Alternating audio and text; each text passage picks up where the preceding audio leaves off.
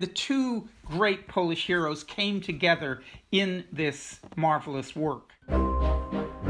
Immediately you know it's Copernicus. By the great Polish master Jan Matejko. The greatest painter in terms of the popularity in Polish art history ever. It's about geniuses being human and being vulnerable. He's got this big Polish hero, he's got this big Polish moment in the history of Poland, and he's got this big Polish need to bring God into it.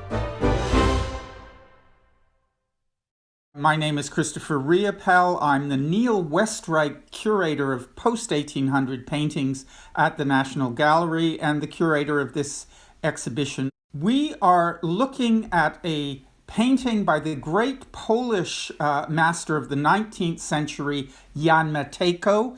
And our exhibition at the National Gallery is part of a growing revival of interest in a truly fascinating artist.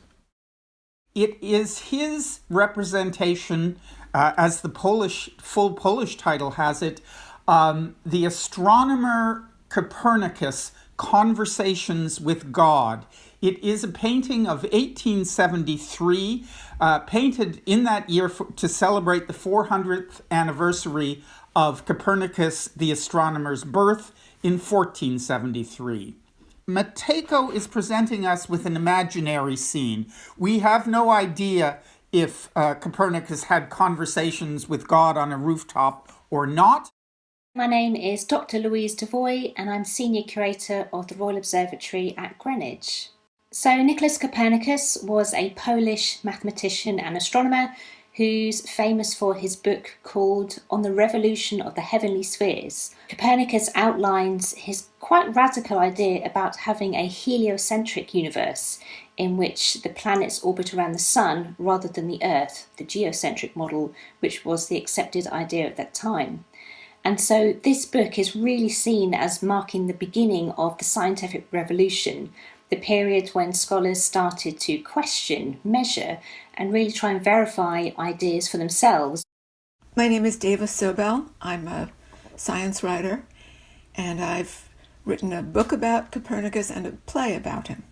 I think his idea thrilled him. That's what I love about the painting, that look of excited understanding, a sense that he knew a secret about the way the universe worked.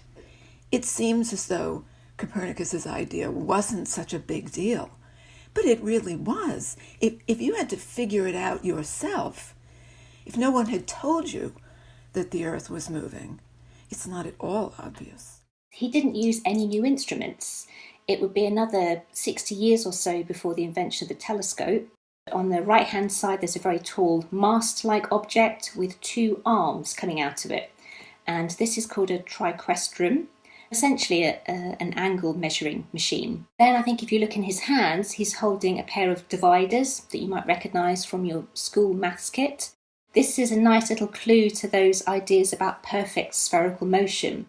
And then obviously right next to him is that wonderful diagram that really shouts out, this is Copernicus, with the sun at the centre, the planets in their sequence. And I wonder whether Matejko saw the original manuscript. When I saw the real page, there was a hole in the center. And that was the moment Copernicus became real to me, because you could see his process. He had a pair of those geometer's compasses, and he was drawing all those concentric circles, and he couldn't help but drill a hole in the paper. I'm Waldemar Januszczak, art critic of the Sunday Times, and I'm Polish. Pretty much every single Polish textbook that I was exposed to had Mateco in it. He was the most omnipresent figure in my education, for a very simple reason, I think, really, which is that a lot of the things in Polish history that I was being taught, the great battles, the heroes, the kings, the queens, who did what when, all of that existed as historical fact, but there was no illustrations to it. There's nothing to look at. And what Mateco did in the 19th century was basically supply Polish history with a set of illustrations. My name is Julia Griffin. I'm a Young Poland project curator at the William Morris Gallery in London. I first encountered Jan Matejko when I was 5, and I saw one of his biggest paintings, The Battle of Grundwald, and I was absolutely amazed, intrigued, but I was also scared to enter the room because it looked so realistic. He was a real genius, and I think he was far more than a history painter. Mateco is one of the last to carry that great tradition of history painting as it had existed in the 16th, 17th, 18th century, right to the end of the 19th century. He will paint the great moments, the tragic moments, the moments of victory, the moments of loss, in that very complicated history of a nation that, at that point, was no longer a nation. In the whole of the 19th century, there was no Poland. As a country, it didn't exist. My name is Andrzej Szczerski. I'm director of the National Museum in Kraków and lecturer in art history at the Jagiellonian University in Kraków. At the end of 18th century, 3 neighboring states, namely Russia, Prussia and Austria, divided Polish-Lithuanian Commonwealth into 3 parts and effectively erased it from the political map of Europe. So imagine in a state where there is no country called Poland anymore, but you're trying to maintain a Polish identity, a sense of who you are.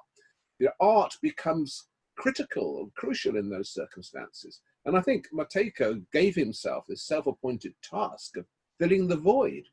In the year of Copernicus's 400th anniversary, there was a great attempt by the Germans to claim him as a true German. And so one of the reasons Mateco paints the picture is to reinforce that he was a true Pole. Nazywam się Ewa Grossman i prowadzę Centrum Demokracji i Budowania Pokoju. Również pracuję w St. Bennett's Hall na Uniwersytecie Oxford.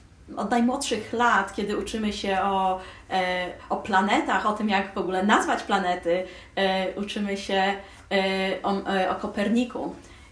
Ucząc się o Koperniku, bardzo często poznajemy go poprzez dzieła Matejki, poprzez obraz Matejki. He painted Copernicus in the small city of Frombork, which lies on the Baltic coast. And he hinted very clearly at the background that this is a city in Poland. Namely, he paints the Vistula Lagoon. It's a lagoon of the main Polish river. He is surrounded by astronomical instruments that are based on the collection of astronomical instruments from the Jagiellonian University collection. He amassed a reference collection of some 3,000 decorative arts and crafts. On the left-hand side, the lantern was based on a Polish 19th century prison lantern. And then on the right-hand side, the Gothic chest is also based on an example from Matejko's collection. He also had a reference collection of photographs, including of the Frombork Cathedral. He was a Pole, he is in a Polish city, he is on a Polish tower, he's overlooking a Polish river, and every Pole will be able to recognize that and see an affirmation of his Polishness. So in fact, what appears to be a depiction of a scientific moment is in fact deeply political. My name is Dr. Jennifer Slifka. I'm an art historian and I'm a lecturer in Christianity in the arts. The representation of Copernicus here makes me think of representations of saints in key moments in their life. They often represented falling to their knees in this particular way. The way his arms are thrown out, wind seems to come out of nowhere and is blowing his hair, and he's looking up to a light that we soon realize is otherworldly. This is a revelation to this person. Mateco has framed the composition at the right using this scientific instrument, this parallactic ruler. That ruler would have continued outside the picture plane, beyond what we can see in this composition, to create a kind of triangle shape. But in cropping it in this way and shifting it to the right, to me, those rulers have become a kind of cross. It ties the Copernican revolution, which is a scientific development, with religion, with Roman Catholicism, with the Catholic Polish idea of God. I'm David Wilkinson. I teach at Durham University. My background is in theoretical astrophysics. I now teach Christian theology. This is a painting that I've admired for some years and indeed have used it in my teaching. It's a wonderful depiction which poses questions about the nature of science today, the importance of observation, the way that models change, the interaction today of science and culture and Christianity, because a lot of people simply think that theology and science are in conflict. Now, this painting actually states that in history that wasn't the case, that the relationship between the two was much more fruitful. Copernicus, of course, was a canon. It's debatable whether he was ever ordained or not, but he certainly was a firm Christian believer. And he saw some of his astronomy as glorifying God. He wrote about it a number of occasions. He talked about how he admired the works of God's hands. Since the 1880s, it is hung in the aula, the grand Senate chamber of the Jagiellonian, and every one of the great ceremonies of that university takes place underneath this painting. It is a symbol of the university, and it is a picture known to every Pole. When I became interested in art history, I think it was through Mateco definitely, and through this painting too, when I realized how important art is, and I think I owe it to Mateco and I owe it to Copernicus. Daje nam poczucie radości, poczucie godności, poczucie przynależności i tego, że możemy się od siebie nawzajem czegoś nauczyć. Możemy uczyć się własnej historii i dzielić się tą historią z naszymi sąsiadami tutaj w Wielkiej Brytanii.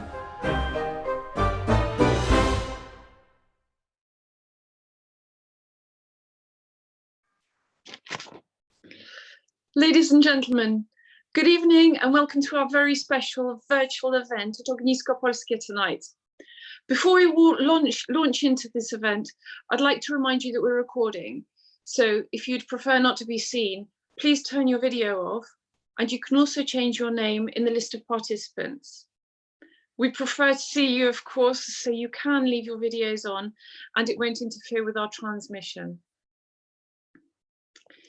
Ladies and gentlemen, members of Ognisko Polskie, guests, it is a great honor for Ognisko Polskie to be part of this very important event, and I would like to take this opportunity to thank both the National Gallery and the Polish Cultural Institute, with whom we're partnering tonight's event.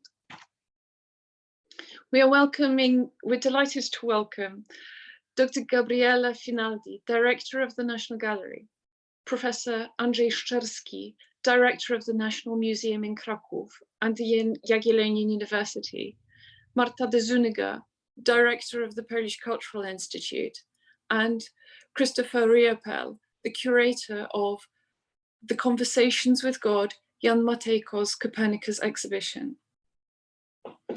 But to begin our event tonight, ladies and gentlemen, please welcome His Excellency, the Ambassador of the Republic of Poland, Professor Arkady Żegocki.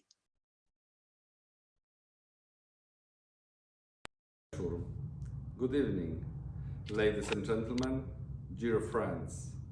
It's truly an honor for me to open tonight's event, Jan Matejko's Copernicus, hosted by the Polish Ognisko, and to warmly welcome the distinguished panelists, Marta de Zuniga, Director of the Polish Culture Institute, Gabriele Finaldi, Director of the National Gallery in London, Andrzej Szczerski, Director of the National Museum in Kraków, and Christopher Riopele, Curator of the exhibition. Please do accept my congratulations and thanks to you all for all your hard work in organizing both the exhibit, and for taking part in this panel discussion. Tonight's event is a truly historic event, as yesterday marked the death anniversary of the Polish astronomer Nicolaus Copernicus. We take this opportunity to discuss not only Poland's most illustrious son, but also to talk of another eminent son of Poland, painter Jan Matejko, whose painting is the object of tonight's discussion.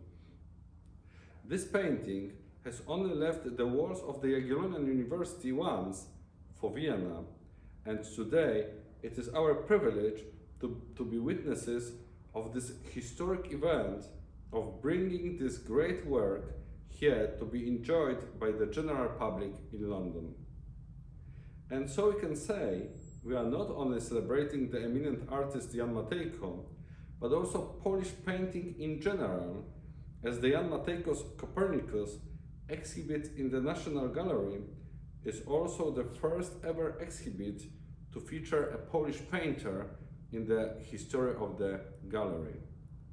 This is also, if I may add, a historic day for Jagiellonian University, Poland's oldest university, my university, as this painting illustrates the university's most talented alumni, but also because the painting itself is a part of the university art collection. So for this very historic and absolutely exceptional event, please accept my thanks to all the organizers who have made both the exhibit and this particular event possible, and to all of you who are joining us this evening. Let me wish you all a very fruitful evening and warmly encourage you to visit National Gallery.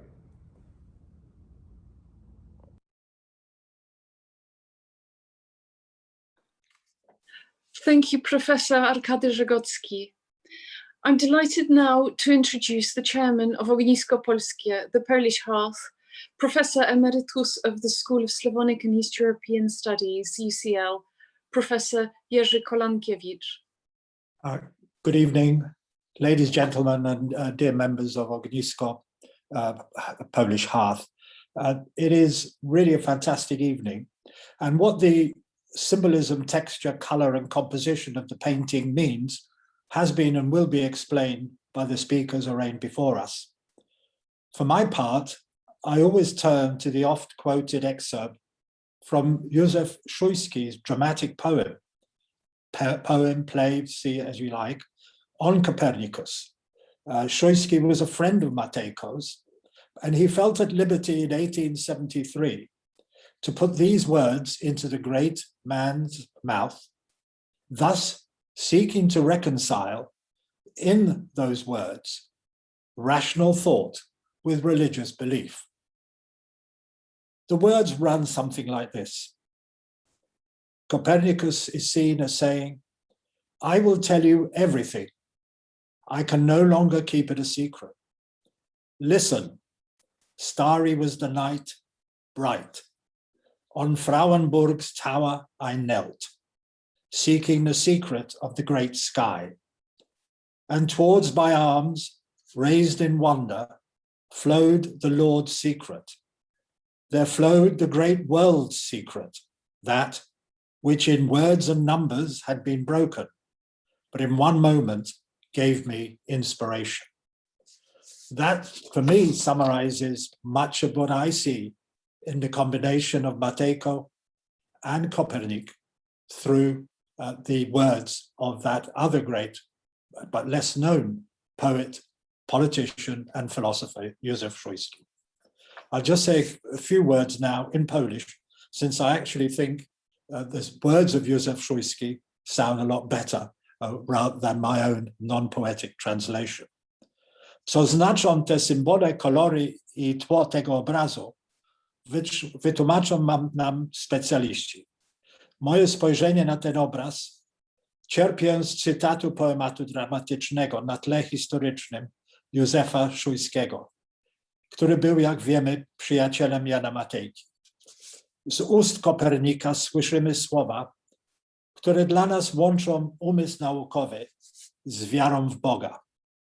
Kopernik mówi: powiem ci wszystko, zataić nie mogę. Słuchaj, gwiaździsta była noc świetlana. Na Frauenburskiej klęczałem w wieżycy, szukając wielkiej niebiosy tajemnicy. I ku ramionom wzniesionym w zachwycie spływały ku mnie tajemnica Pana. Spłynęła ku mnie wielkie świata życie, to, co się w cyfrach i piśmie łamało. Jedna mi chwila podała natchnienie. Natchnienie szatą jedności przybrało, w dowód urosły moje przepuszczenia. I now hand you back to Ania, and I will dwell on those words as I watch and listen. Thank you.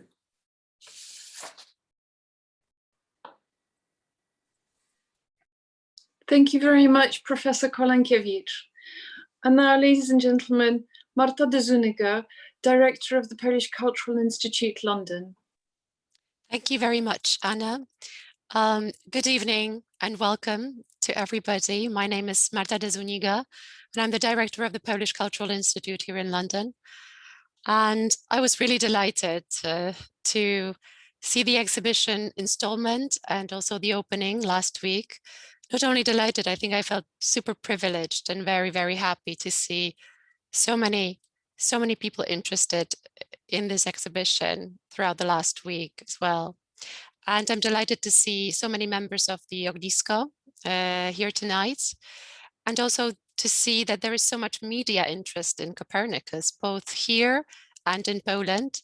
Some of you might probably know that Copernicus was among the top 10 best exhibitions in London on lists put together by Time Out and the Apollo magazine. So it's a great success already.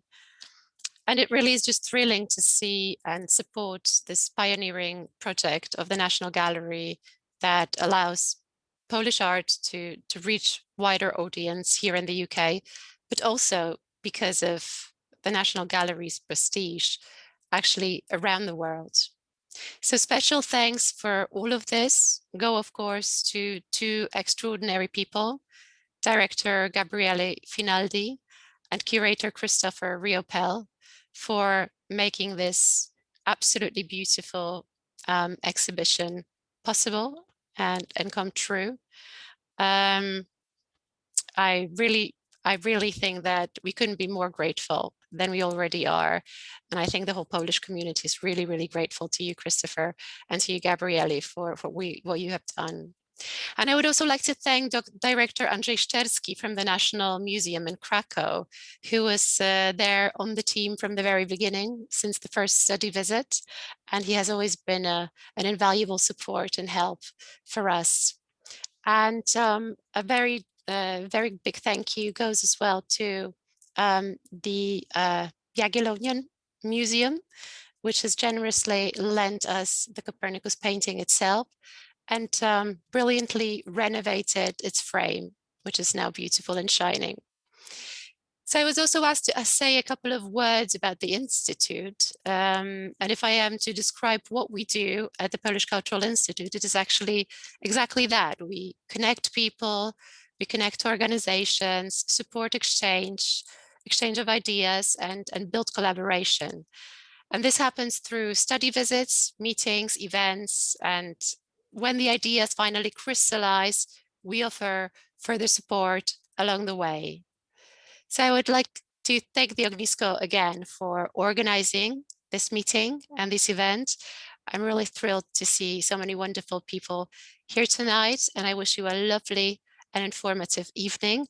And I encourage you to come to the National Gallery, see the exhibition, and also purchase the wonderful Copernicus catalogue, which I really very much recommend. Thank you very much.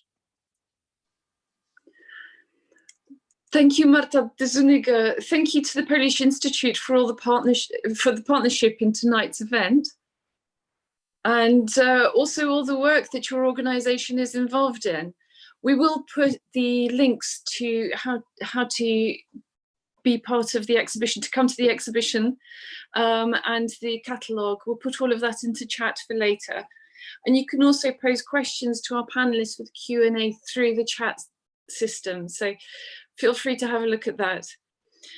And now, ladies and gentlemen, I'm privileged to introduce you to the director of the National Gallery, Dr. Gabriele Finaldi. Dobry wieczór, Ognisko Polskie. It's a great pleasure for me to join you this evening. My name is Gabriele Finaldi. I'm the director of the National Gallery. The National Gallery is the national collection of old master paintings here in London. We sit on Trafalgar Square. We're the background to all the great events that take place on the square, whether those are big celebrations or big demonstrations.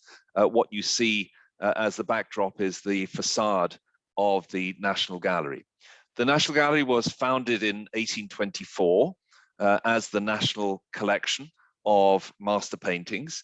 And we have a collection that ranges from the medieval times, from about 1250, all the way through to the early 20th century. And amongst the pictures that everyone will know that are in the collection here in Trafalgar Square are the Van Gogh sunflowers, the Battle of San Romano by Paolo Uccello, Leonardo da Vinci's Virgin of the Rocks, the Caravaggio Supper at Emmaus. These are pictures that you'll find in any textbook on the history of European art. The National Gallery is free to visit. It welcomed, certainly before the COVID crisis, about 6 million people a year. So we're a museum that's very, very heavily visited. And we hope that little by little, as we come out of the COVID crisis, those numbers will grow again. It's a collection of European painting, but in a way, it's very much a collection of Western European painting. So it's Italian painting, French painting, British, German, and Spanish. We're very conscious that Europe is much broader than that. And one of the reasons why we're so pleased with the particular display and exhibition that we're talking about this evening is because we're introducing into the National Gallery and putting before the British public and the visiting public to the gallery a great painting from a different tradition to the one that we're familiar with, the Polish painting tradition, and presenting one of its leading figures, Jan Matejko, through one of his most famous paintings, and that's the great painting devoted to Copernicus, Conversations with God. I should reveal my background. You'll see from my name that I'm of Italian family, but actually my mother is half Polish. In fact, my grandmother was born in Toruń, so she has a particular link with Copernicus, which I'm of course very, very proud of. I speak just a few words of Polish, I'm afraid, no more than that. But I hope that at some point in the future, there'll be a bit more time to devote myself to learning more Polish. I visited Poland as a boy. My grandparents were very keen that I should have a grand tour of Poland, and that was a very, very memorable trip. But I haven't been back until quite recently, and I was particularly pleased when I was approached by Marta de Zuniga, and the director, as he was then, of the Polish Cultural Institute, to establish links with the National Gallery and indeed to visit Poland. And I was very pleased to go on that trip together with my colleague, Chris Riopel, who is the curator of the Mateco exhibition.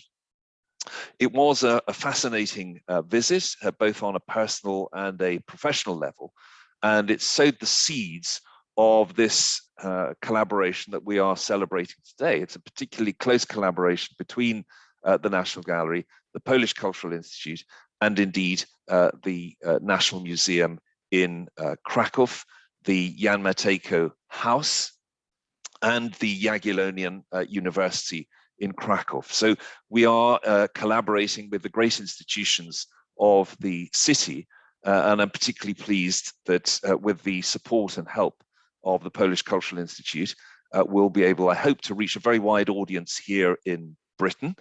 The idea of the exhibition is to present the figure of Mateco, in a way to have the figure of Mateco introduced by Copernicus, who was, of course, very well known, to the visiting public to the National Gallery, but I'm also very keen that we reach out to the Polish population in Britain.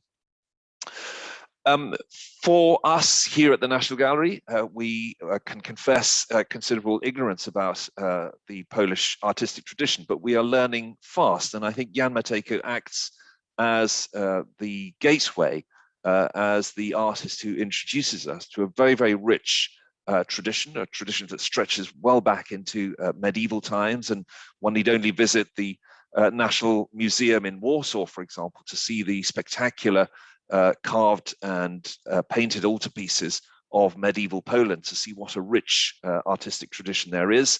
And of course, every visitor to Kraków wants to see the great altarpiece by Wit Stos, as I knew him to be until my mother said, of course, Wit Stwosz, the Polish name of the great Renaissance sculptor in St. Mary's Church in Kraków. That was a very, very remarkable experience, both when I was a boy and indeed when I returned recently, just a few years ago.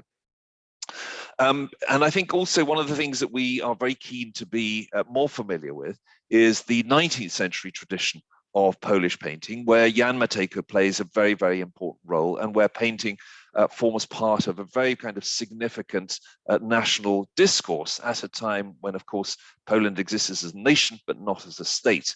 And Jan Matejko's role in defining a national narrative, of course, is extremely important for Poland at the time, and indeed for the Poland of the future, and the Poland that came out after the First World War.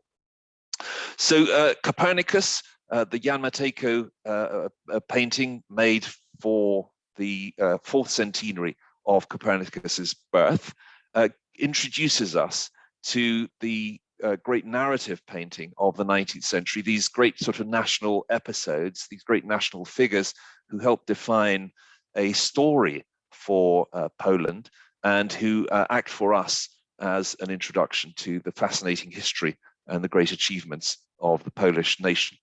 So I'm very, very pleased with the collaboration that we have. I'm very pleased that we've been able to open the gallery again after 5 months of COVID closure. And I'm delighted particularly that we've been able to open it with this particular exhibition. Just a few days ago, on Monday, when we actually opened the gallery to the public after more than 150 days of closure, our Secretary of State, Oliver Dowden, came, and he was met by the Polish ambassador in London, and Marta de Zuniga, the director of the Polish Cultural Institute. Chris Riopel and I were able to receive them, welcome them to the gallery, and show them the exhibition. It's an exhibition which is both about Copernicus and about Jan Matejko. And as I said before, Copernicus, I think, will help for the visiting public to introduce Jan Matejko. There's a whole program of activities, of which this is one, around the exhibition. I'm delighted for the collaboration of Ognisko Polskie, and delighted that we can have this evening meeting, and I hope to have a very good discussion and some useful Q&As at the end. But I'm very, very pleased to be part of it, and thank you for the organization of this event.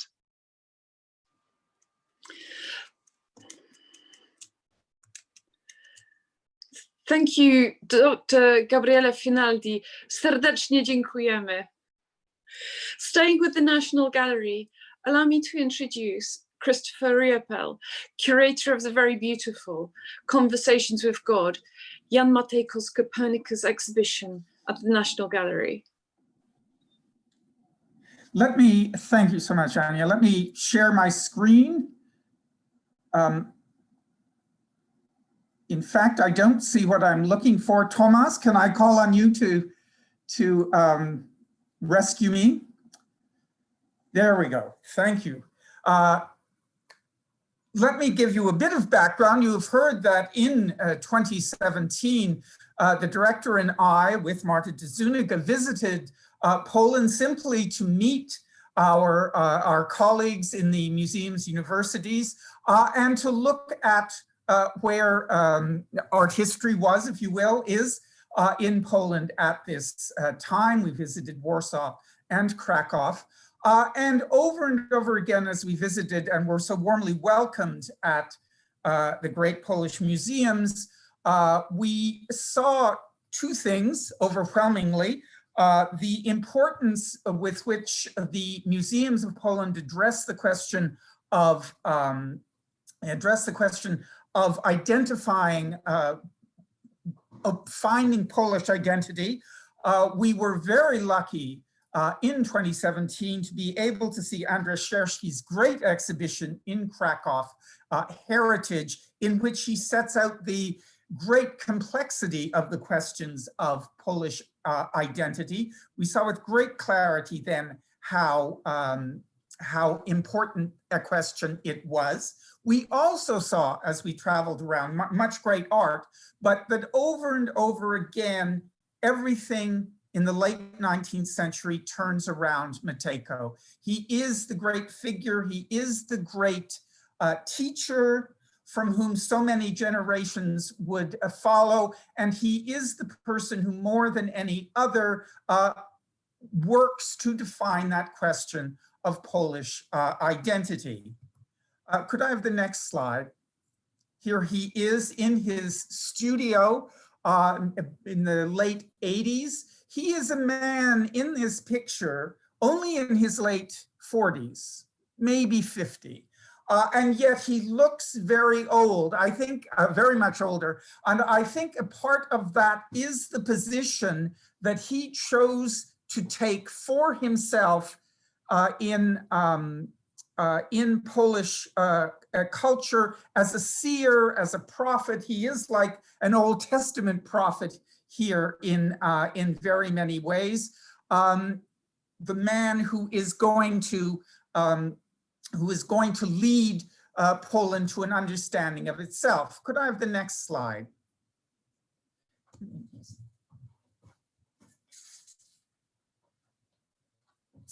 And of course, the great issue in his life at this time, as Waldemar has said in our brief film, is that Poland as a nation did not at that moment exist. It was divided among the occupying powers of Austria-Hungary, which controlled Kraków, where Mateco was, the Russian Empire in the east, and of course the Prussian and then German Empire in the west. From the very beginning of his career, Mateco took Polish history as his subject and took as the aim of his art the reuniting of Poland as a nation. That is to say that from the beginning, his is a political art.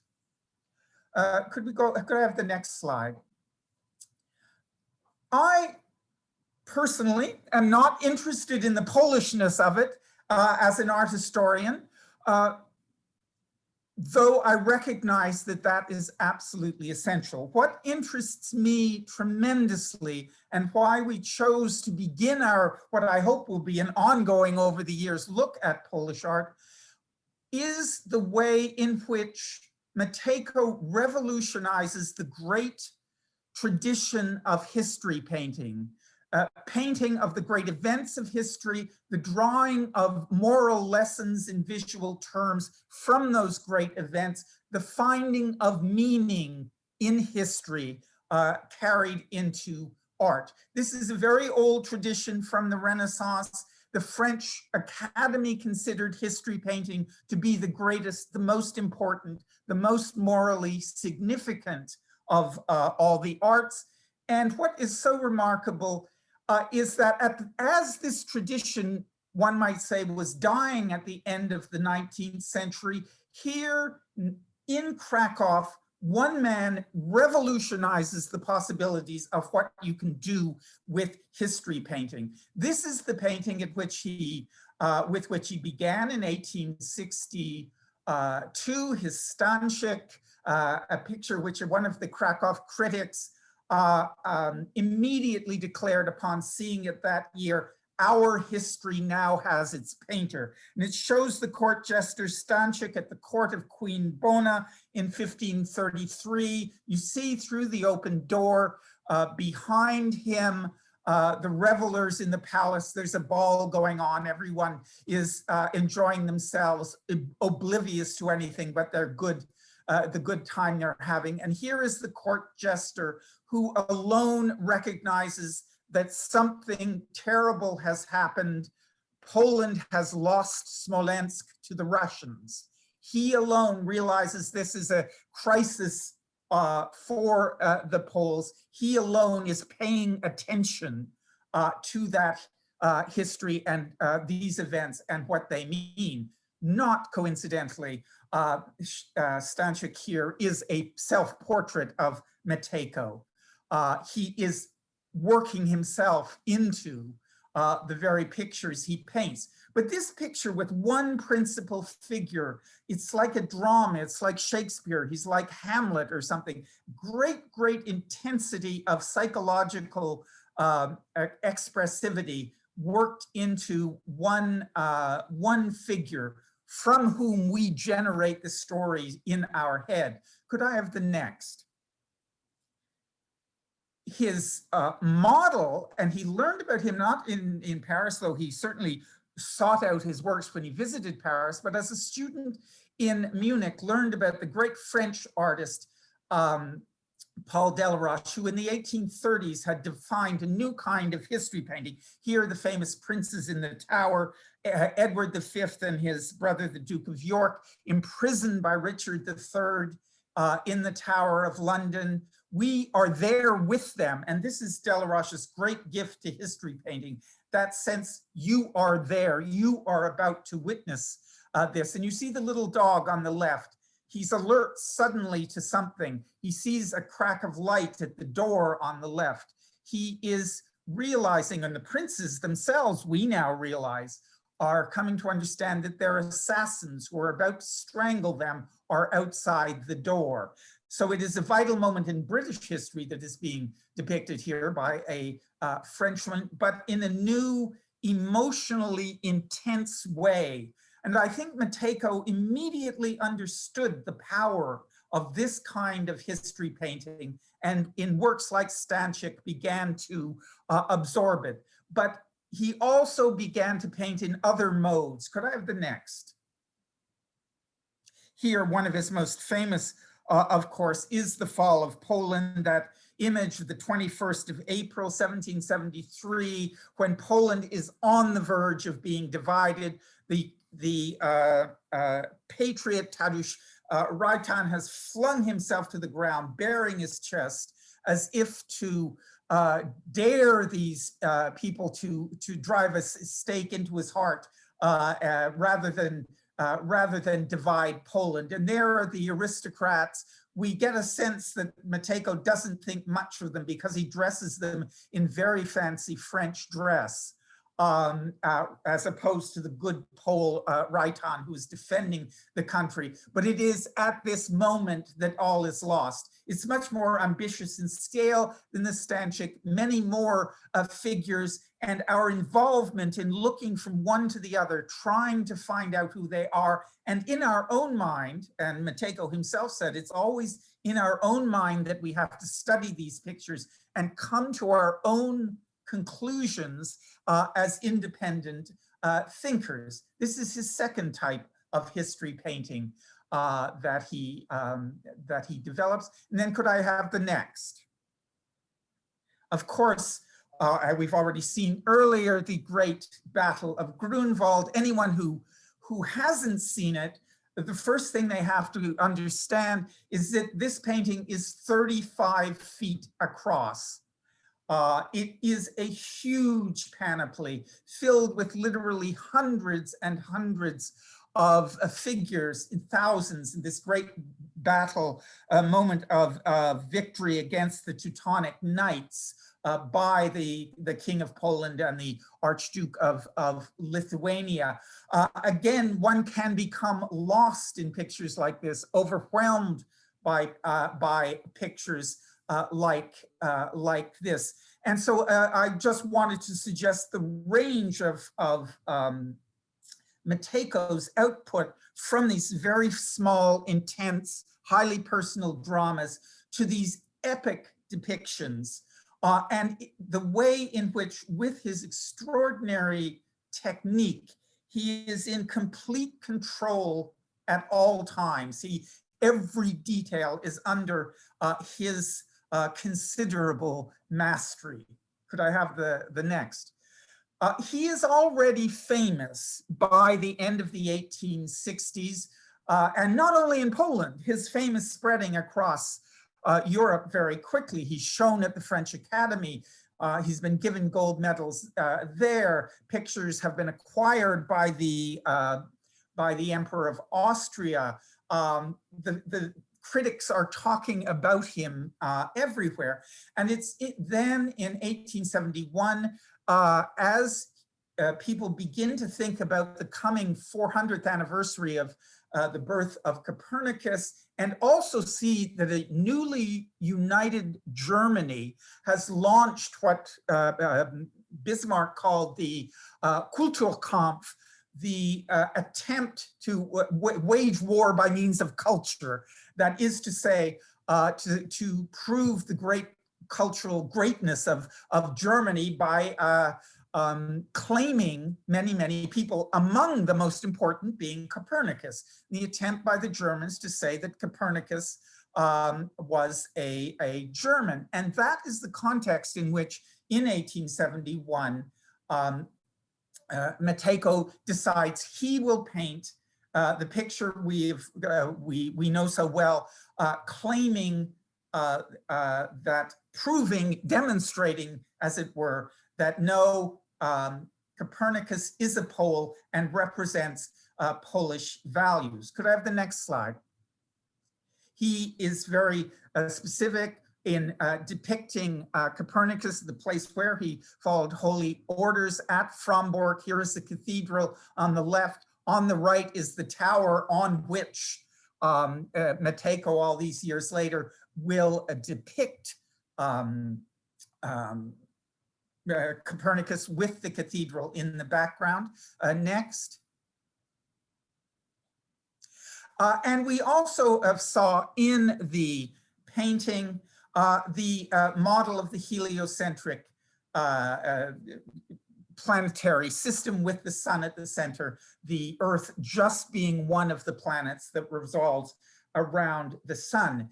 That picture, as we've seen, is the famous illustration from De Revolutionibus, is already in the painting. This is very important. I think if I were a Hollywood director making the movie, I would choose to depict the moment at which Copernicus makes his discovery, the eureka moment, if you will. But Mateco is much more subtle than that. In Mateco's picture, the discovery has already been made. Copernicus has already drawn his diagram. He knows what he knows. And now, in his knowledge, and perfectly confident of his knowledge, he turns to God in faith, but in confidence, to discuss it with him, to say, I have figured out something about the wonder of your creation, and I am thrilled by it. As has been hinted before, this is very important in Mateco's own thinking, because it was essential to him, as to many other Polish patriots, that when Poland was reunited, it would be a Roman Catholic country, essentially.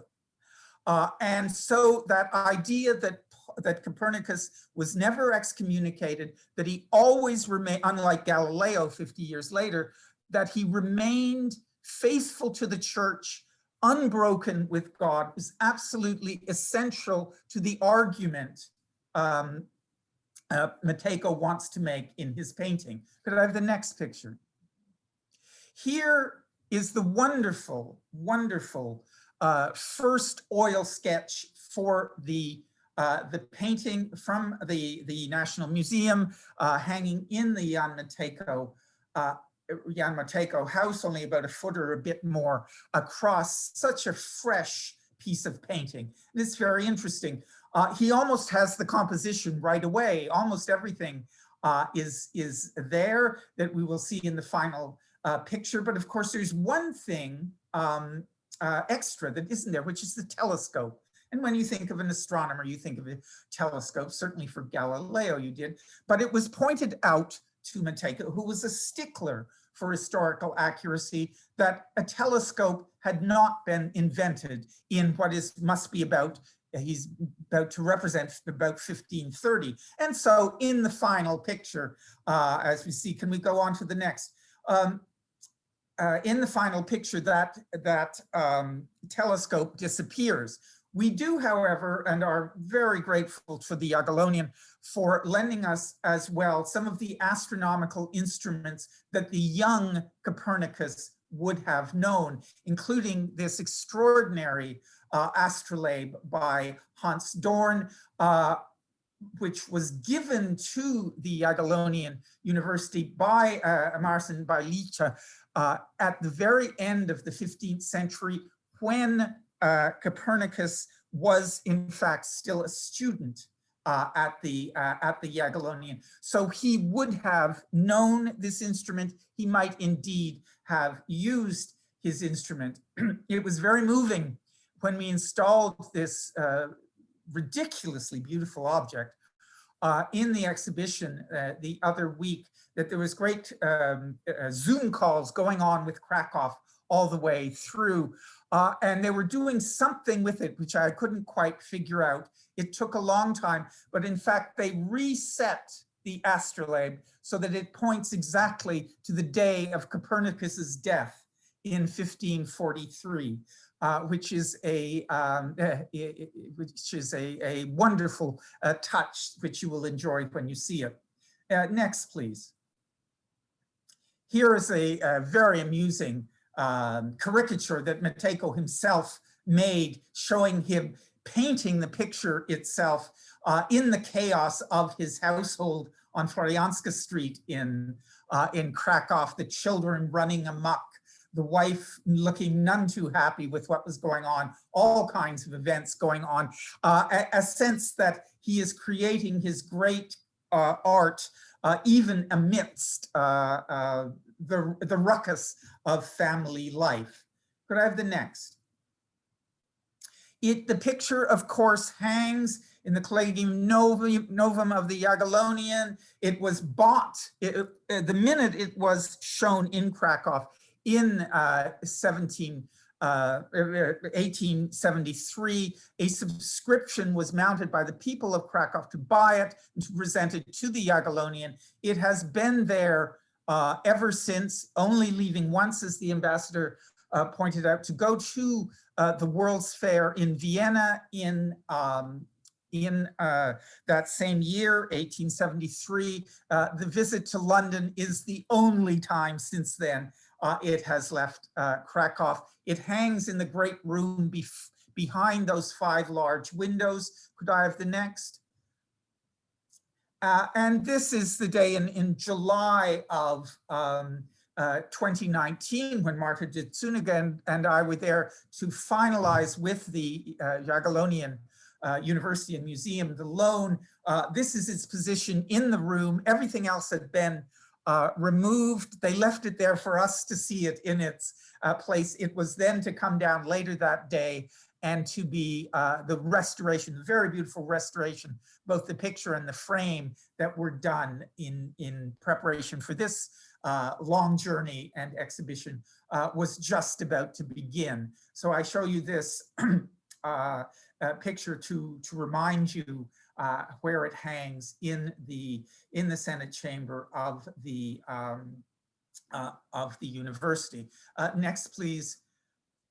And here, just to end with 2 pictures showing the moment of installation of the picture, not high on the wall, but so we can get up close and see the extraordinary textures and details that Mateco invented for this remarkable picture, which I certainly hope will now fully enter where it should be in any future discussion of history painting, that great tradition at the end of the 19th century.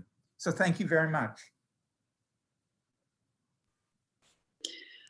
Thank you, Christopher Riopel. I visited the National Gallery exhibition and it is stunningly presented. So I highly recommend that everyone tries to visit if you are able. I was very impressed that the text at the exhibition is both in English and in Polish. A word of warning though, you will need to book your place in advance. And I can also highly recommend the exhibition catalogue. It's excellently written. And now it is my great honor to introduce you to the director of the museum, Muzeum Narodowe w Krakowie, National Museum in Kraków, and professor in the Institute of Art History at the Jagiellonian University, Professor Andrzej Szczerski. Good evening, dobry wieczór. Let me first begin with thanks. I'd like to join you in thanking our colleagues in London in the National Gallery for their courageous decision to show Mateco, courageous in terms of the presence of Polish art or its absence in such major places, which precisely now National Gallery is questioning, and the presence of Polish art in such a remarkable and distinguished gallery is a great recognition for Mateco, for Polish artists. And I couldn't be more grateful to Gabriele Finaldi and Chris Riopel for making it happen, and all the support they got from the Polish Institute in London and the embassy. I also have a pleasure had the pleasure to witness the beginning of this journey that started in 2017, and indeed the discovery of Mateco by Chris Riopel is for us here in Poland to discover or rediscover of Mateco, because we will now definitely see Mateco through his eyes and the eyes of the Gabriele Finaldi, especially Chris, who made such a great effort to present Mateco in a completely new light for us too. I'd like to focus today on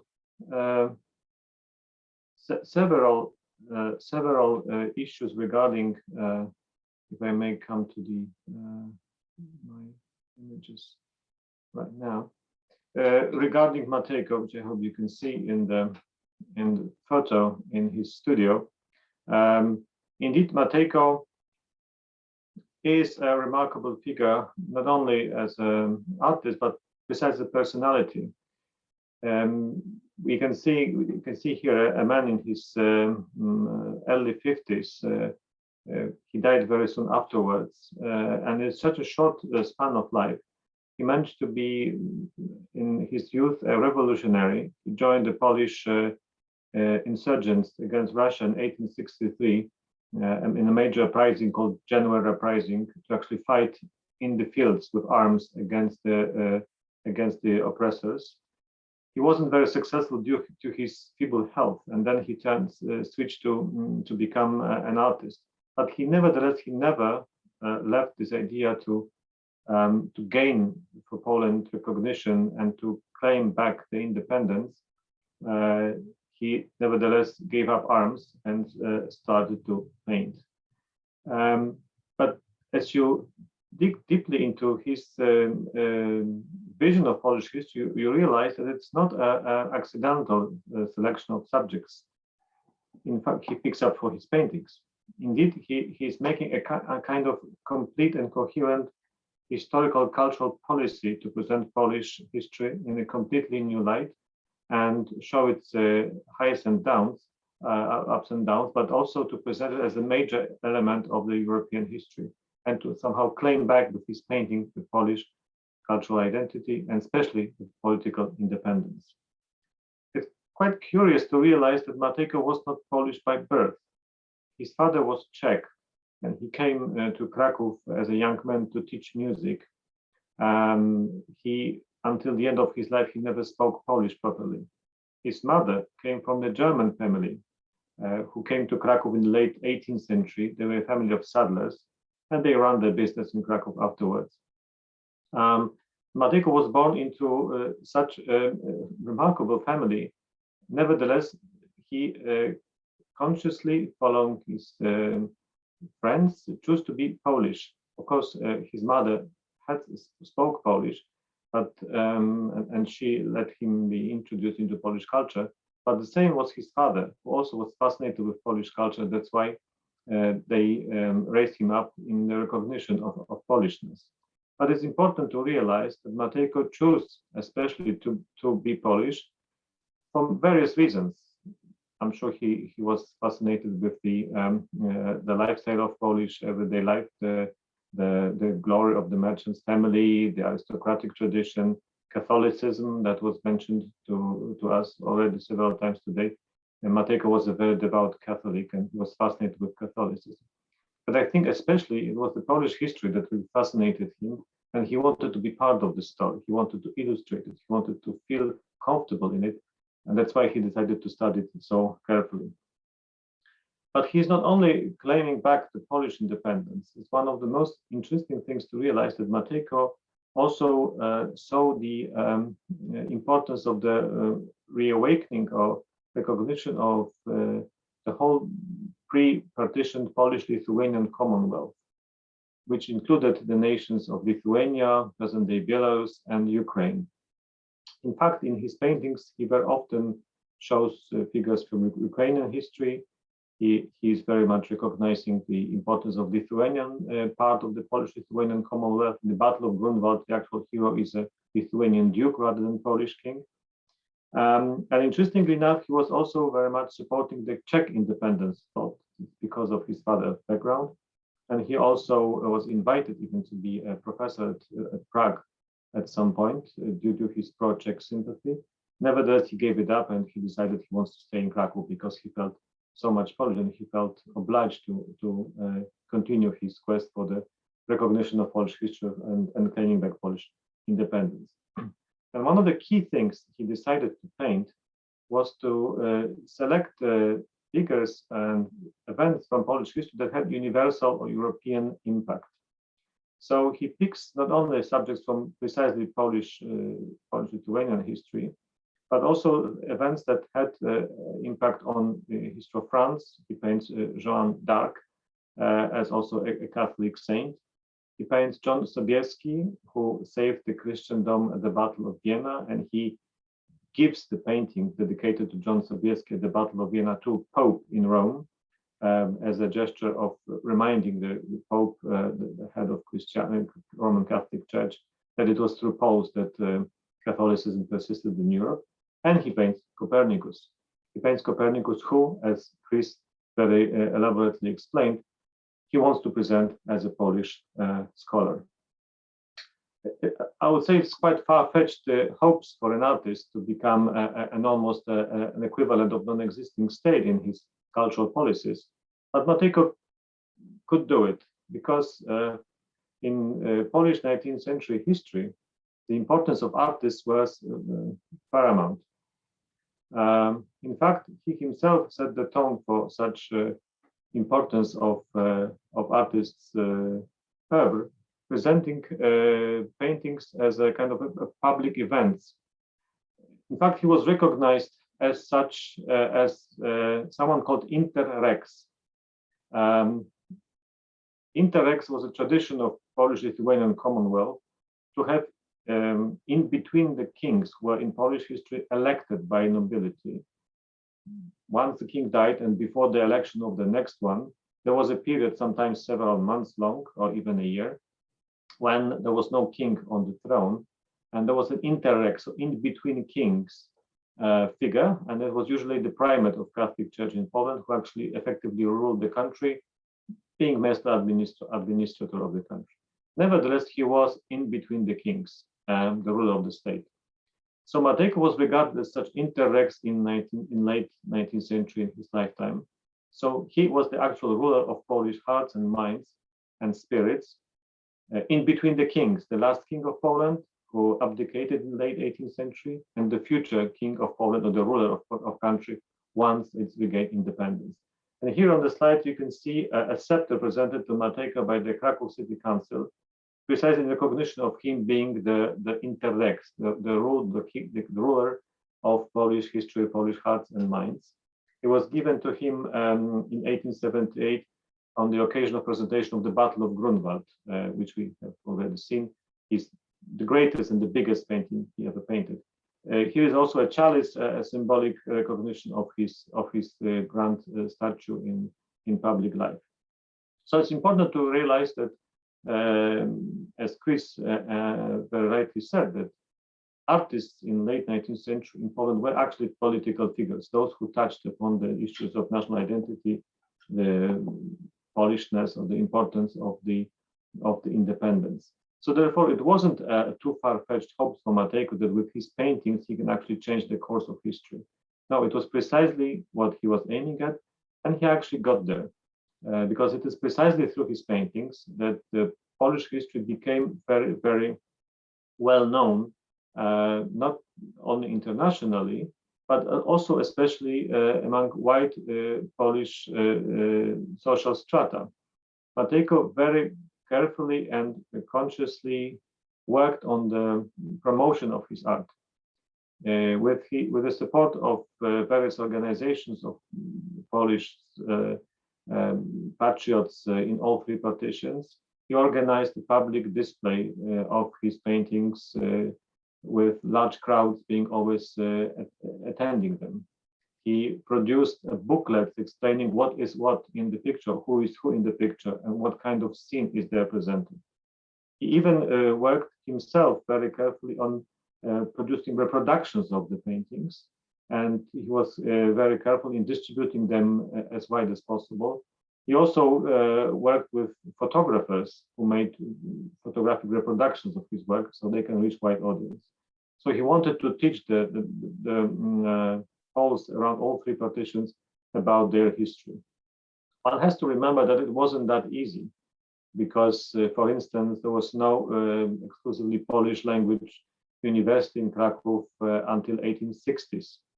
There was some options to be taught in Polish on a secondary school level. There was no Polish university with Polish language in Warsaw, for instance, for almost several decades in the second half of the 19th century. Of course, there were some Polish press appearing and books were printed, but in fact, you couldn't compare with the power of the proper institution to teach history and to make public appearance or appeal of basic data about Polish past. In Kraków, our museum was founded only in 1879 and started to collect the artifacts from Polish history. So there was no even national museum in Kraków as a major Polish city until then. And in fact, in no other Polish city there was such an important institution. So anyway, there was a room for such brave personalities as Matejko, and Matejko precisely took this position and he made it into a very successful one. He himself later on worked on the establishment of Academy of Fine Arts in Kraków, which of course proved very important for the promotion of Polish art and its development in due course. Now, coming back to Copernicus, if not the only painting by Matejko where Copernicus features, this is the second one. It was painted much later in 1888. It was a series of paintings he dedicated to history of civilization in Poland. And in fact, it shows Copernicus on the right-hand side. This is the figure which raises the hand towards the heaven. The left hand, on the right hand, he is holding a cross. So once again, Copernicus here is preaching both the astronomy, well, the knowledge, the science, but also the faith to those who are Hussites in the rest of the paintings. The Hussites, the religious movement in Czech lands, that also spread into Polish lands, was claimed as dissidents and not recognized by Catholic Church. And here somehow Copernicus wants to call them back to join the Catholic Church. So still Mateco continues to see Copernicus both as a scientist, but also as a religious figure. This is, by the way, one of those photo reproductions of Mateco's works that he commissioned. This one in the studio of Arvid Schubert, one of the greatest Kraków photographers of late 19th century. So these were actually done for documentation, but then for Mateco himself, but then they would be distributed and published in Polish press, Polish language press across the partitions. We have already heard today about the claims to see Copernicus as German, which obviously Mateco wants to counterbalance. But it's important to know that Mateco took this painting, the Copernicus, the one that's now in London, also to Vienna quite a few months after it was executed in Kraków and presented there for the first time. In Vienna in 1873, there was a universal exhibition, world exhibition, such as the famous London one in 1851. So Mateco wanted very much to speak to the international audience about the importance of Copernicus and his Polishness. It's a very curious anecdote regarding this fascination with Copernicus, not only in Poland. Towards the end of his life, Friedrich Nietzsche, the German philosopher, claimed that he was also of Polish origin, and he identified with the figure of Copernicus because he saw him as again superhuman and the one who is against the rest of the world and pursues his agenda like he wanted to do himself. So he even thought that Mateco painted his face, Nietzsche, in figure of Reitan, which Chris today showed us. He was so much obsessed with Mateco because he wanted to be so Polish as Mateco was. But more importantly, in Polish cultural history, Copernicus was also from Romanticism seen as the symbol of not only of scientific discovery, but also of rebellious spirit, the spirit that is not happy with the arrangements of the world, and that will claim the truth through the gods' help and will change the world.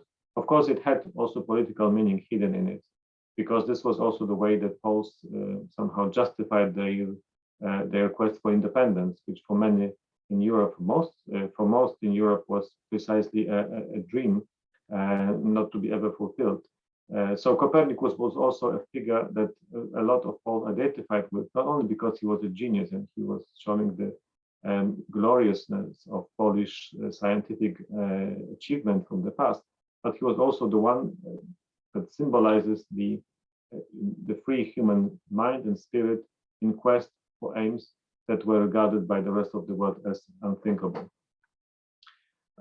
So to conclude, Mateco painted Copernicus after careful studies of many ways that he wanted to show him. There was always a sense of presenting him in a very glorious gesture, very pathetic, very dynamic ones too, claiming also him as was nicely said in the film, as a kind of a saint of science, but also in reference to his deep religiosity. In fact, as Professor Kolankiewicz said, Mateco was influenced by his Kraków circles. The figure of Józef Szujski was here very crucial. All of them thought that if Poland was to survive in the future, was to regain independence, it has to remain Catholic. Poland was, in history, was a multi-confessional state, and they had no problem with claiming back Poland as a country of many nationalities, of many religions. But the pillars of the Polish identity was to be Catholic faith. That's why in this figure, here's a sketch from our museum for Copernicus painting. In fact, Copernicus is presented precisely as the one who is a genius of science, and in his left hand he's holding the scientific instrument, and his right hand is a hand of a prayer, in gesture of prayer, of recognition of God, of recognition of Catholicism. Because this is precisely what Szujski and Mateco and Kraków intellectuals saw as the absolute roots of the Polish cultural identity. So I started with the photo of Mateco, and let's see also in a way in Copernicus, in this painting, also another self-portrait of Mateco, like in the painting that Chris showed, Stańczyk. Mateco is showing here a figure of Pole who decided to be Polish, like he himself, and a Pole who wanted to join together the fides et ratio, the religion and human intellect. And it was possible because Copernicus in ISO Mateco was Polish.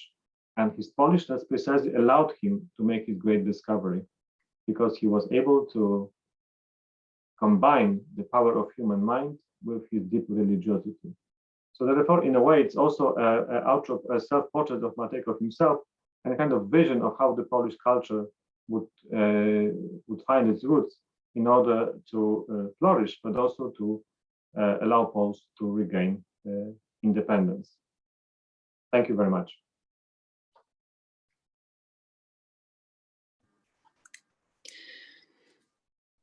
Thank you very much. Dziękujemy panie profesorze. And thank you, Professor Andrzej Szczerski. And now we can move on to the part of the evening where you, dear guests, can pose questions to our panelists. Please post into our chat and we'll try to get through all of your comments and questions, but I don't give any guarantees. Now, panelists, I will be directing the questions to individual speakers, but please feel free to jump in if you'd like to add in any additional information. Thank you very much to everybody who's already posted questions and comments. We've had a lot of very positive responses in chat, so it's a great response from everybody. Thank you. I'll read out one from Nina Finbo. Good evening. So she writes, have seen this painting numerous times in Kraków and delighted that the National Gallery has chosen to exhibit this exquisite painting and remarkable artist. So proud. Thank you for the informative talk with so many eminent speakers. So thank you for that. Christopher, if I could start with you and a question for you about the practical challenges that were faced by the National Gallery to creating the exhibition in this rather unusual time. Well, indeed, there were challenges. It was postponed 3 times for reasons you all know, and was meant most recently to open in March, but we were still in lockdown by that point, and we took the chance that things would be back to normal or something approaching normal by mid-May, and it worked. But of course, it was extremely complicated getting the paintings and the objects that we borrowed from Kraków across the face of Europe, and the couriers accompanying it to London. And I have to congratulate the people at the Jagiellonian and the National Museum and the people at the National Gallery as well for, in fact, organizing a very complicated movement in difficult times. Thank you for that. I was also wondering about the flight. Did you fly it over? No, we always prefer if you don't have to fly works of art, not to fly them. And so it was by truck, really a 2.5-day trip. And now, thank God for the tunnel. Did it have bounce as well? I suppose they're professional companies that transport amazing works of art. Yes, and the very large frame, for example, of the picture broke down into 4 pieces, each with its own crate, as large as the painting itself is. It was in a crate much, much bigger and incredibly isolated from any movement that it might have faced. It really is science being brought to bear on how do you move such precious things with absolutely minimal impact on the things themselves. Thank you for that. I think it's a fascinating part that a lot of us don't actually know about, of the practicalities of putting an exhibition together. But at the time of pandemic, I can only be wildly impressed that you managed it. Now I have a question to Marta de Zuniga. Marta, what made the PCI think of Mateco and his Copernicus as the first Polish painting to be displayed at the National Gallery. Marta, are you with us? I think we might have lost. Yes. Yes. Hello. Can you hear me? Hello. Yes. So thank you for this question. I think the answer is quite simple. It was not our idea at all. It was Chris's idea, and if I understand correctly, also Gabriele's. It came out from the conversation between the two of you, and is a marvelous example of how our own art and our own way of perceiving our art might be different to people looking at it from a different perspective. What Andrzej has actually talked about, I think it's especially beautiful simply to see how it's appreciated, how it's understood, how it's commented on and discussed on by Chris and other curators. So I actually have an anecdote, just a story really, because when I first went to meet Gabriele, and I was of course very, very stressed, I did bring some albums of various Polish painters, and actually somehow, I don't know why, I thought maybe Malczewski would be the one that has this element of universality that might interest him. So I was showing all these albums, but then I was coming back all the time to Malczewski. And I remember Gabriele actually coming back to Mateco, and I was a little bit confused, and now looking back on it, I realize he really appreciated and knew Mateco from the very beginning. So it really is. The idea comes from Chris and Gabriele. Thank you. Thank you. Now I have a question, I think perhaps to Professor Andrzej Szczerski, possibly Professor Kolankiewicz, you might want to jump in some of the historical moments as well. Roman Bednarz asks, looking forward to seeing the exhibition. My first memory about Mateco is Grundwald, the Greeks and heliocentric ideas. Why were they forgotten? Well, it is actually a question for the history of the historian of science, but truly there was also the concept of health being the center of the universe was also promoted in the ancient period. So there were always competing visions of how the world is organized, the universe is organized. So I guess through ages there was a necessity for a brave man like Copernicus and power of science to finally exclude one of the options. I think for Mateco it was not of that importance. He was not really a science historian, so he wouldn't investigate it. For him, the important thing was to look at the outcome of Copernicus' discovery. But I think there are interesting questions that have been raised in the discussion, and that is, did Copernicus hold back on publication? There are lots of people who argued that he only published on his deathbed because of his faith towards the church, and in some ways, many of the things that he believed in were not common knowledge, but they were kicking around. And the historians of science, I think, can give us better insight into that. I think in terms of Mateco, I do remember reading that there are at least two instruments in the painting of Conversations with God which are anachronistic. They're actually Galilean. And so therefore, Mateco is engaged in his own little bit of dialogue, as it were, by saying that, Galileo was a great supporter of Copernicus, and this is included in the fact that these two, the lunette and the circle, are actually in the painting and shouldn't really have been there because they weren't around when Copernicus was doing things. So I think we have to be very careful when we look at the kind of symbolism, the analogies and the references that Mateco and other historians have.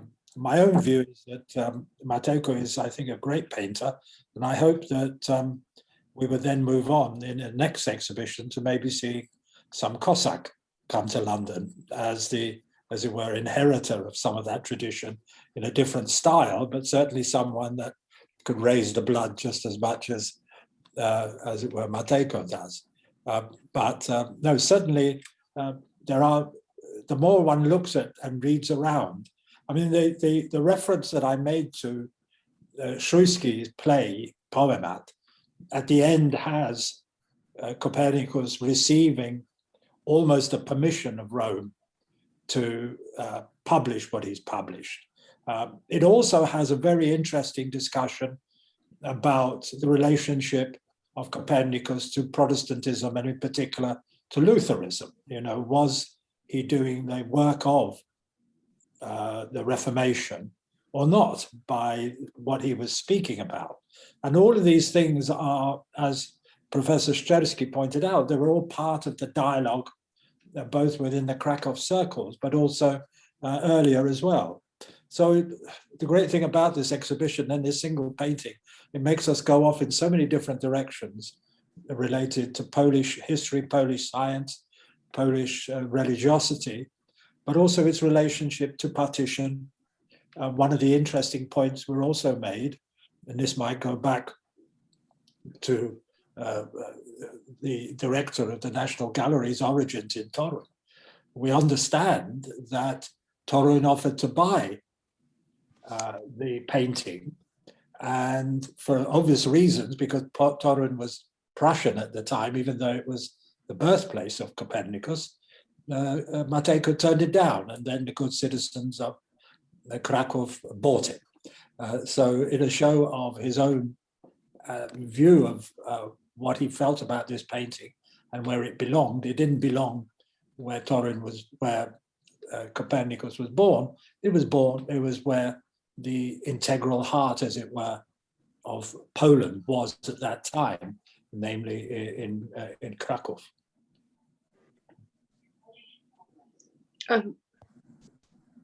So leading very nicely from that, Marek Mrozek asked, hello Marek, very lovely to see you at the events tonight. Mateco was himself a massive influence on Polish cultural history. How much artistic influence did he have on his successors like Jan Styka, Wojciech Kossak and others? I don't know whether Professor Szczerski might be a good person to ask. Well, indeed, he had enormous influence, but it's a very complex one, because his direct students are in fact the painters that we discussed once here with Ognisko, Polskie, Polish Hearth several weeks ago, namely young Poland artists, people such as Jacek Malczewski or Józef Mechofer or Stanisław Wyspiański, so painters who painted completely differently from Mateco. And they were symbolists, they were Art Nouveau artists, so they preferred much more expressionist type of formal qualities. Yet they all pursued the issue of Polishness and its complexity. So in this sense, Mateco influenced their way of thinking, but he never wanted, and they never wanted to paint just like him. In fact, Mateco had in the next generation a lot of epigonists, one has to say, that wanted to be like the second Matejkos. And this is like another type of influence, which the artist cannot prevent. But thirdly, in fact, it's quite difficult to say that artists like Jan Styka or the Cossack family, they were direct descendants of Mateco. They came from the similar background. They were educated also in the mid or late 19th century art academy, and they gained their painterly qualities from these sources. Kossak, the Juliusz Kossak wanted to be as important as Mateco in his vision of Polish history, but he never got there.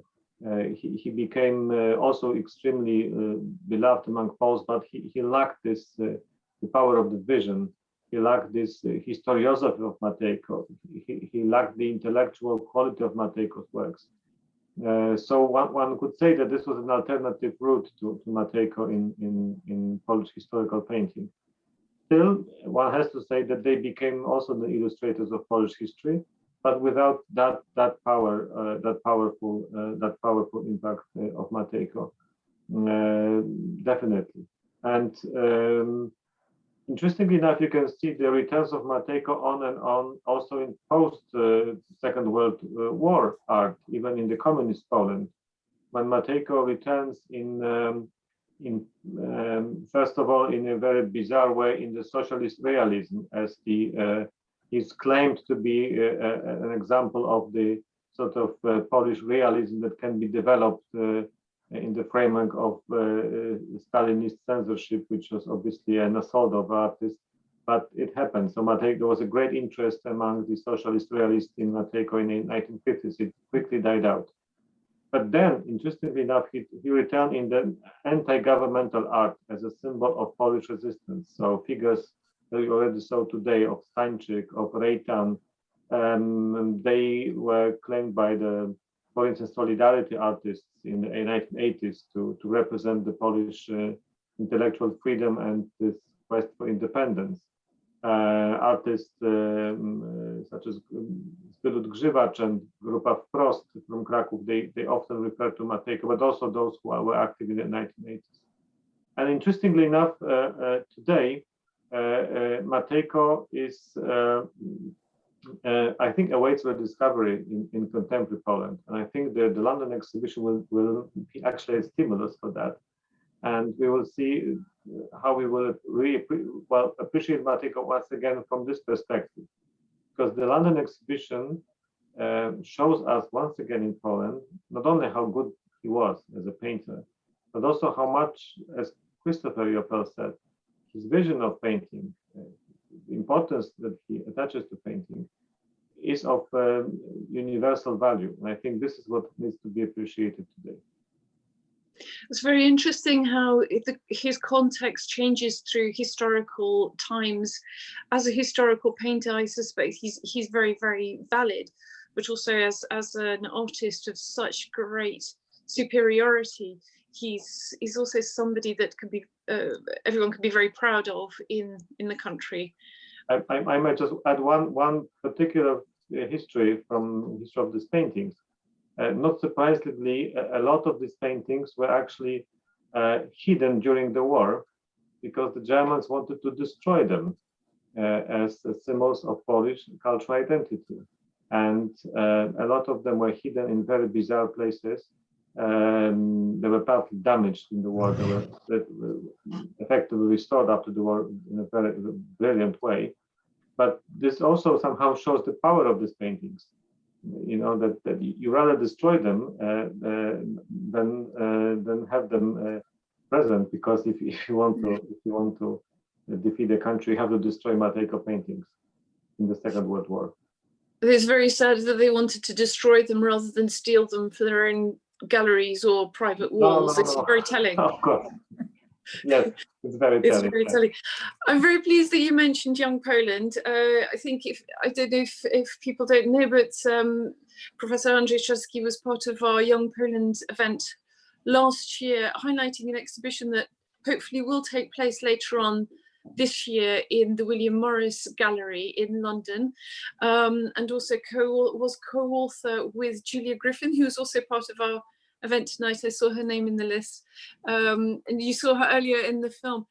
It was good that you mentioned Young Poland, because he was right there at the very beginning and a big influence on that movement. So thank you to that. Moving slightly from that and onto a little bit of a return to the previous question, Ania Kucewicz asks, to what degree did Mateco attempt to be historically accurate? I think that's partially been answered already, but generally in his work, or was he more interested in personally interpreting a historical record? Professor, perhaps you could jump back in.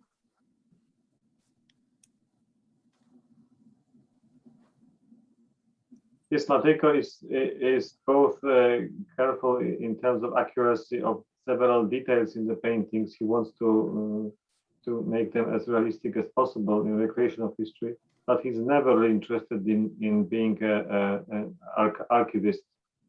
he's really presenting a visions of the meaning of the event. So its origins, the actual outcome, and the actual event and its outcome. So he would synthesize the history. So as Professor Kolankiewicz rightly said, he uses the objects that were not in Mateco lifetime available to show the continuity of his discovery, but he wouldn't go as far as Chris said to include the telescope. In fact, his greatest paintings are mostly imaginary scenes in the sense that they take the actual historical event but surround it with numerous figures, numerous objects that will somehow add its value and its meaning to the central message of the painting. So this is why the power of vision of Mateco is so overwhelming, because he is able to comment on the actual event through the painting itself and explain its message, explain its importance. He is not simply registering it. He's not making it a heartbreaking scene. No, he's giving us a vision of the history, and I think this is crucial to understand his impact and why his paintings have such enormous influence on Poles ever since they were painted. Thank you very much. Christopher, I wonder if I can direct a question to you from Jola Piasakowska. Could you tell us about the restoration work? Where was it done and what was done to it? Was the painting cleaned? Did it reveal any secrets? It was a very light cleaning. We did not do it. The Jagiellonian University and its conservators at the Jagiellonian Museum were entirely responsible for both the restoration of the picture and the restoration of the frame. And we had discussions. They think there might be more work to do, but it was put in a good condition to travel. It's in great shape. It's the lack of movement in its life means it's in great shape, so it could travel safely.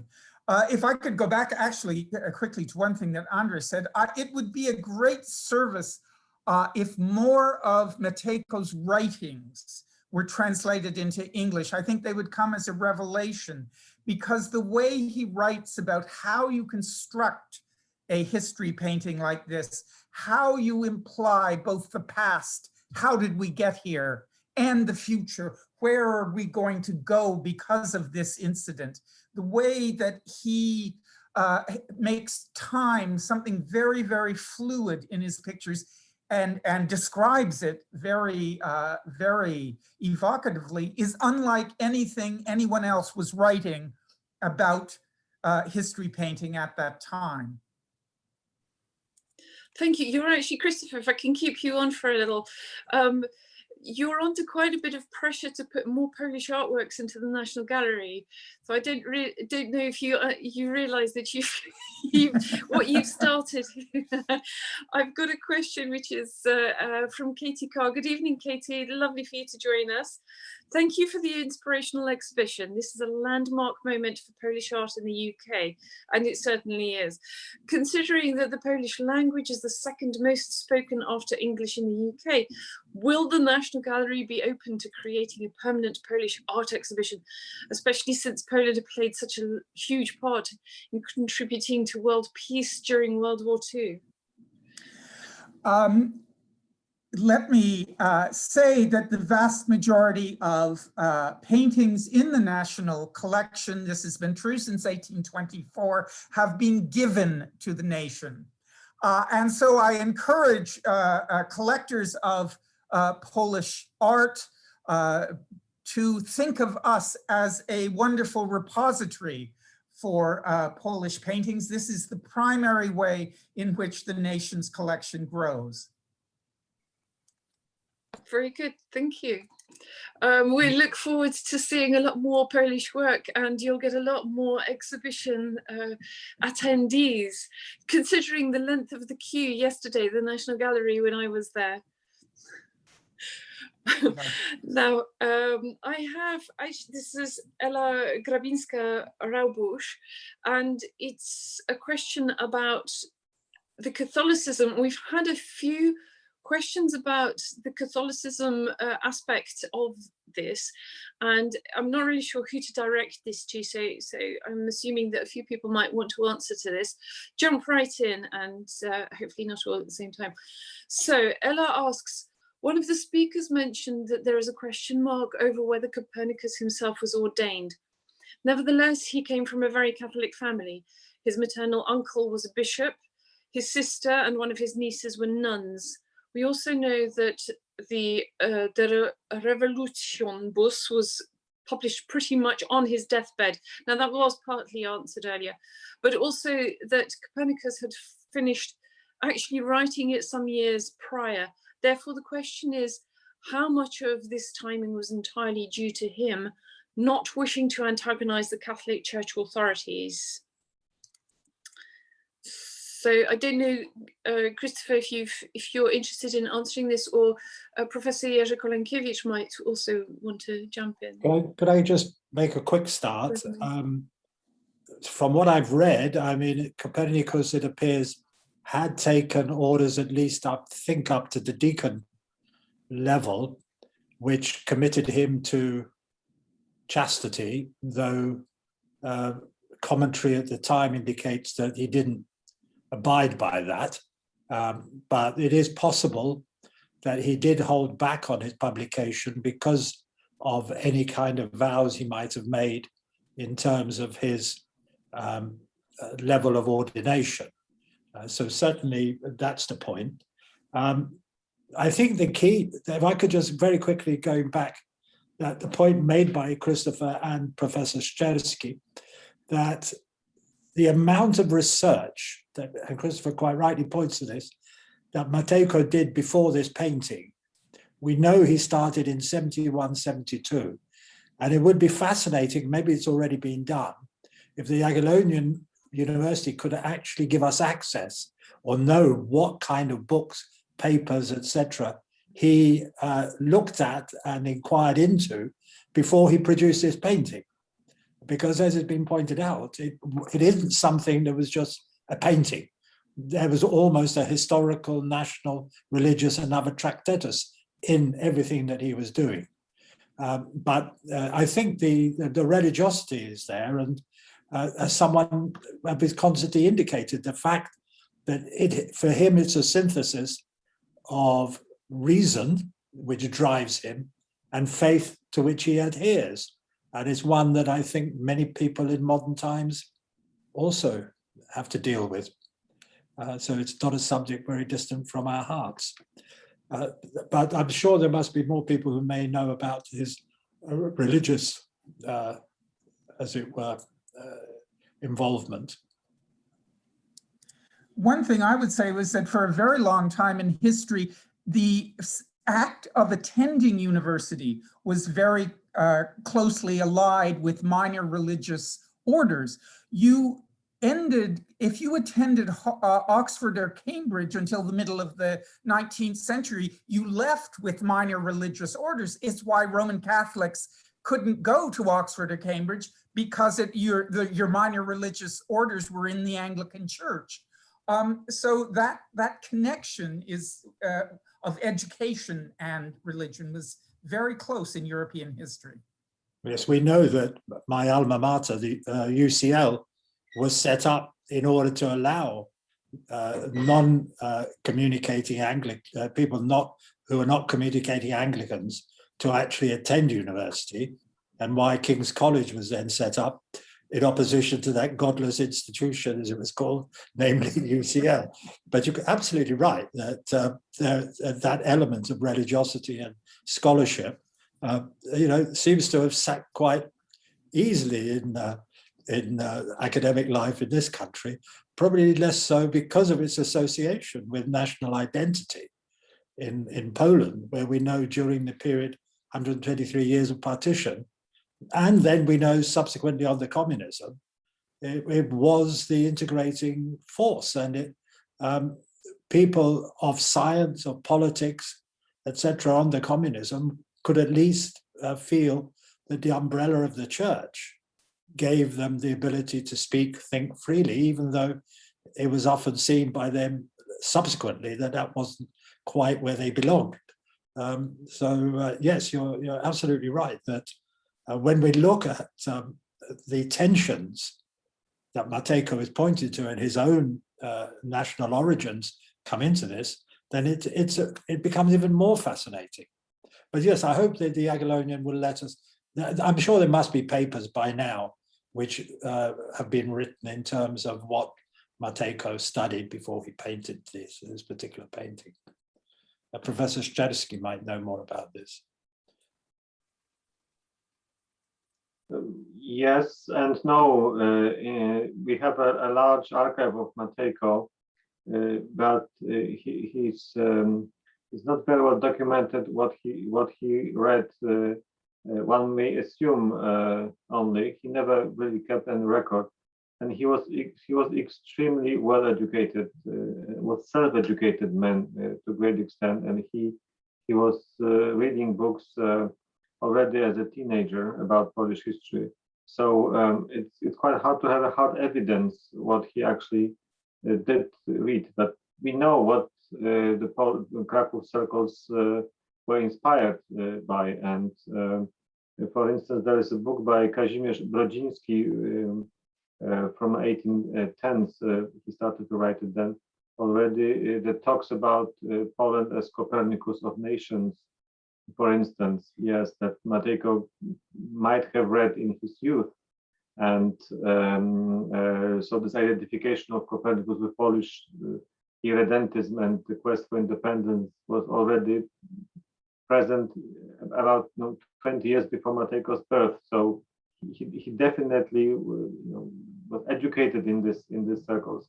In the same time, it is true that it would be important to finally study his intellectual pedigree. It has never been properly done, and everyone knows about Szujski's influence on him, but there's not really a detailed study on that.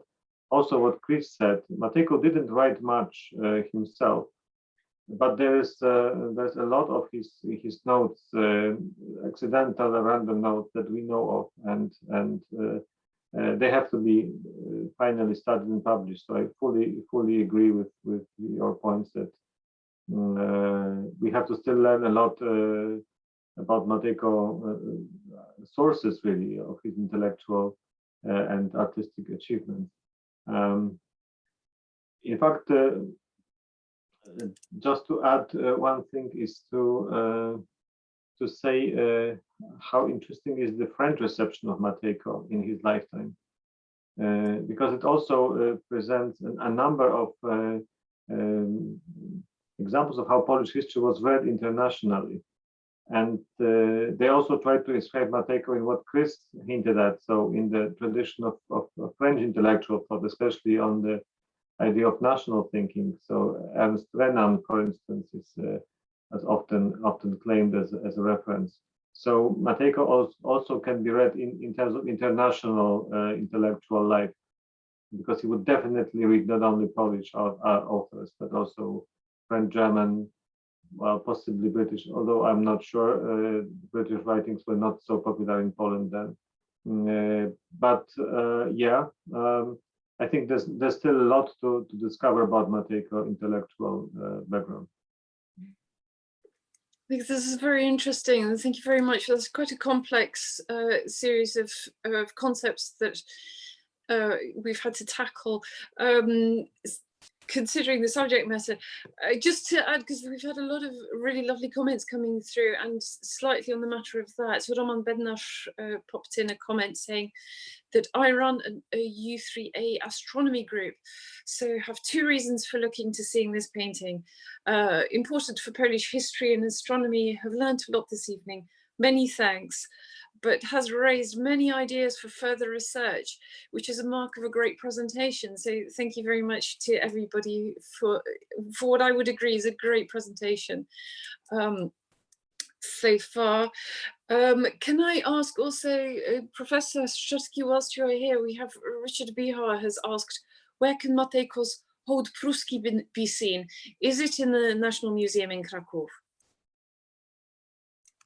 Yes, it's in the National Museum in Kraków in the cloth hall. in the market square. So it's in the very center of the city, and it's still where it was for the last decades. It's beautifully exhibited in its original frame, so you can see it there. So warmly welcome. Thank you very much for that.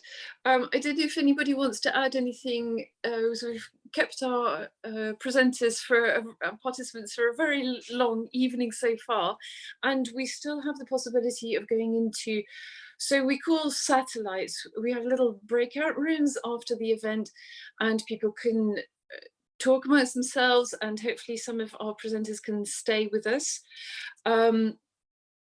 It's been a very fascinating evening.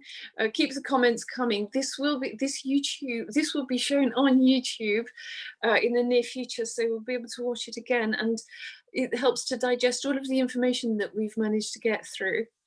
I would, first of all, I have to say, this exhibition really is worth going to see. It's very beautiful, it's very beautifully presented. The catalogue is extremely well written. And this is, as we have found out, especially tonight, this is a very important time for Polish-British cultural joining.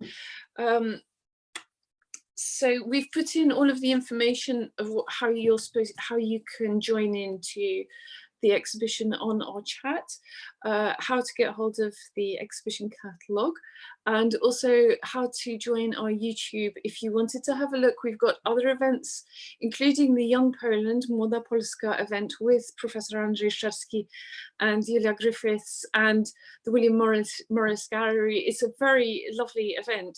It's worth dipping into. I really do encourage you to do that, and we'll have other events up there as well.